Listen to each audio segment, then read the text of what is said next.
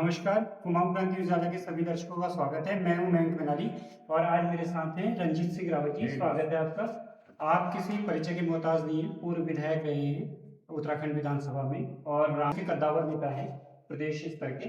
तो सर पहले तो स्वागत है आपका। मैं आपसे जैसे विधानसभा चुनाव करीब भी हैं, तो क्या इस वक्त आपकी रणनीति है चुनाव को लेकर के और क्या भूमिका आपकी है? देखिए, जो वर्तमान सरकार है डबल इंजन की, वो हर मोर्चे पर फेल है और लोगों में उसके प्रति गुस्सा भी है। जो वादे उन्होंने किए थे वो पूरे हुए नहीं है, चाहे आपका बेरोजगारी का मामला हो, महंगाई का हो, या जो है आपके सांप्रदायिक सौहार्द का हो, या विकास का हो, स्वास्थ्य का हो, शिक्षा का हो, परिवहन का हो। हर जगह हर मामले में सरकार फेल है और सबसे पुराना राजनीतिक दल होने के नाते और इस प्रदेश में मुख्य विपक्षी दल भी हम ही हैं इस समय, और 2 बार प्रदेश में सरकार भी चला चुके हैं। तो हम लोग तैयार हैं, वहाँ पे हमारी पूरी तैयारियां हैं, क्योंकि इस समय में हमारे ये बूथ कमेटी का रिव्यू चल रहा है, गाँव-गाँव जाकर के उनका रिव्यू हम कर रहे हैं। आप 2022 और 2017 दोनों चुनाव में कांग्रेस की हार हुई है, तो 2027 में आपके पास क्या रणनीति है? देखिए, जो हार हुई है वो तो तथ्य है। एक चुनाव को हम करीब 5,000 से, एक को हम 4,000 से हारे हैं। लेकिन जो वेव थी, जो अति हिंदूवाद की कहो या मुस्लिम विरोध के नाम पे लोगों को जो ठगा गया, अच्छे दिनों के नाम पर ठगा गया, 100 स्मार्ट सिटी, 2 करोड़ बेरोजगारों को रोजगार, 15 लाख हर खाते में आने की तरह तरह की बातें थी। उन पर भी हम जो है मजबूती के साथ खड़े थे और जो है बहुत बड़ी हार हमारी नहीं हुई है। ये तो अंतर इतना बड़ा नहीं है, और उसमें भी कुछ घर के भेदियों ने, मैं कहना चाहता हूँ, 17 में भी उन लोगों ने कांग्रेस को नुकसान किया और 2022 में भी उन लोगों ने कांग्रेस का गिना, और उसमें ऐसे नाम भी हैं जो आज भी कांग्रेस में रह के टिकट की भी दावेदारी कर रहे हैं। अगर बात की जाए तो भीतरघात आपकी पार्टी के अंदर एक स्थानीय स्तर से लेके नेशनल लेवल तक सब जगह नजर आता है, तो देखिए कैसे देखिए आपकी देखिए, क्योंकि जनता की छिपा भी नहीं ये है। ये ये ये सत्ता का दुर्गुण है। ये सब में है, आज बीजेपी में भी है। आप यहाँ रामनगर नगर पालिका का ही चुनाव देख लो, क्या हाल रहा। बीजेपी के निर्दलीय ने जो कहते थे बीजेपी में निर्दलीय नहीं लड़ता, आज राज्यसभा का चुनाव देख लो, कल जो रिजल्ट आए हैं उसमें बीजेपी के लोगों ने भी क्रॉस वोटिंग की है एक आध जगह तो पे। सर 27 के चुनाव में तो कैसे सत्ता निपटेंगे का आप? सत्ता का अवगुण है। इस भीतरघात से कैसे निपटेंगे? देखिए, मैं इस बात को मानने वाला हूँ कि जिन्होंने भीतरघात करना है करेंगे, जिन्होंने विरोध करना है करेंगे।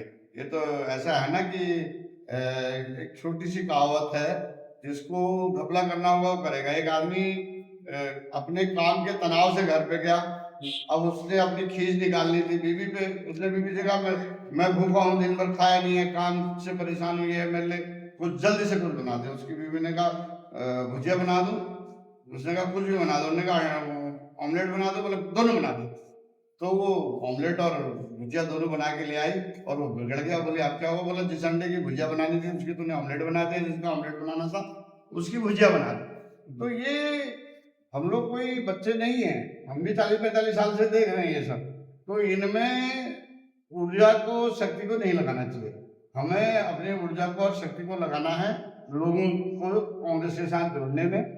और बहुत सारे लोग हैं जो निष्क्रिय होके बैठे हैं, या बहुत सारे ऐसे लोग हैं जो अन्य विचारधारा के हैं, वहाँ जो है इस समय इनका सम्मोहन टूटा है, या उनको वहां से निराशा हाथ लगी है, वो दूसरे आइडियोलॉजी की तरफ जाने चाहते हैं। उन सबको लेकर के हमें आगे बढ़ना चाहिए। इसकी अगर मैं बात रामनगर की करूँ तो कई अन्य लोग भी दावेदारी जता रहे हैं, तो लोकतंत्र की यही खूबी है, दावेदार तो ज्यादा होने। तो आप अपने आप को कैसे उनसे मजबूत मानते हैं या कैसे दिल देखते हैं? मैं देखो, मैं दावेदार हूँ और यहाँ लड़ भी चुका हूँ और लड़ूंगा। 2022 के चुनाव में आपका टिकट जो है नहीं हो पाया था रामनगर सीट से, तो कैसे आपको लगता है कि 27 में कंफर्म रहेगा पार्टी की? मतलब जो लोग अभी भी टिकट देने की बात कर रहे हैं उनका कौन सा हो गया?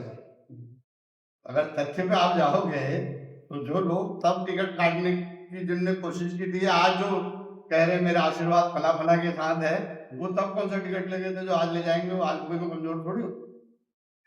और मेरी पार्टी के प्रति सर्विस थोड़ी कोई कम हुई है ना। मैं जो है पार्टी के साथ जो है किसी तरह की वो कर रहा हूँ, किसी कार्यक्रम में कोताही बरत रहा हूँ। हर कार्यक्रम को करता हूँ और ना मैं पार्टी का भितरघाती हूँ, ना मैं जो है जो हमारे नेता ने कहा है कि बीजेपी के सुपारी किलर कांग्रेस में, ना मैं उस श्रेणी में। अच्छा, रामनगर में निर्दलीय प्रत्याशी के तौर पर चुनाव लड़े थे संजय नेगी, उनका दावा है कि वो कांग्रेस से एक अटकलें हैं कि चुनाव लड़ेंगे, क्या? और देखो, मैंने कहा ना, लोकतंत्र है, कोई कुछ भी कह सकता है, बोल सकता है, आजादी सी बात की तो हुई है देश को। तो वो जहाँ जो उनका कहना है वो जस्टिफिकेशन वो देंगे, मुझे नहीं देना। मैं चुनाव लड़ा हूँ और लड़ूंगा।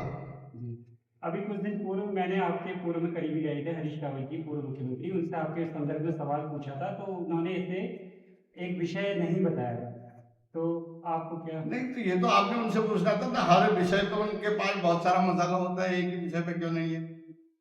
हम उधर से ये तो वही बता सकते हैं। तो मेरे साथ थे रणजीत सिंह रावत जी, और इस श्रृंखला को आगे भी जारी रखेंगे। सर, धन्यवाद। जी नमस्कार।